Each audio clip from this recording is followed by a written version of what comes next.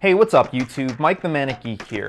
Thought I'd take a break from letting Peace's legs stretch a little bit with some new games that we just got to talk to you guys about a new feature that was added to 3DMark. It's a new stress test feature that they added, and it should help some of you guys move forward with some of your graphics card overclocking with a bit more confidence than maybe you did before.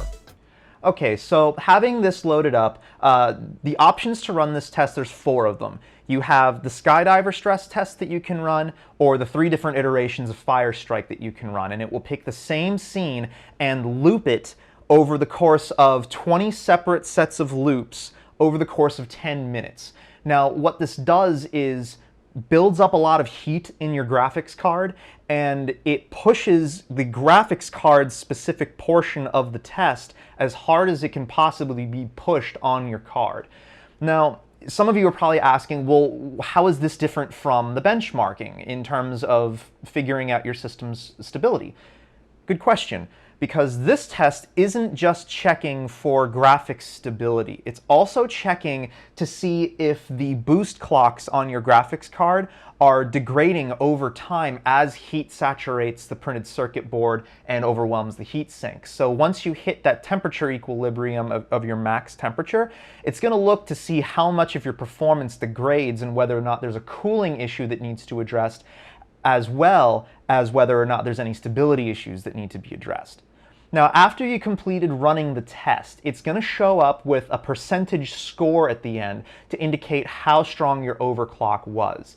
Now, it will also indicate that you need, I believe it's a 96 or 97% score in order to pass and have what's considered a stable overclock. Now, my GPU that I'm using, which is a GTX 980 for the Win Edition card, I got almost a 98% on this, almost 99%, somewhere in there. It was you'll see it on the screen now. But essentially what that means is I have a really strong overclock going, and because it completed the test, that means there isn't a stability issue that was noticed, but rather a very slight clock speed reduction that I'm encountering because of all the heat that builds up. So realistically, what that helps to confirm is that water cooling would be the next step for that graphics card if you decide you want to go that route.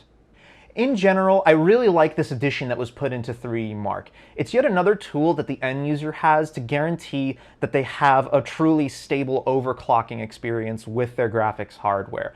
Granted, you are still going to want to run suites like Unigine Valley, Unigine Heaven, and the actual benchmarks for 3DMark since they place different stressors on your graphics hardware.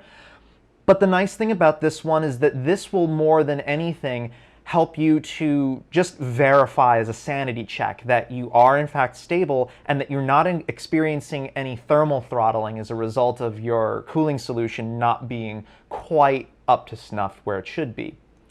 But anyway, guys, I'm going to get on back to gaming for the moment. Hit me up with a thumbs up or a thumbs down on this video, like you do, how you do. Subscribe to the channel if you haven't yet. I've still got some more content coming out to you guys real soon. And as always, take it easy, YouTube.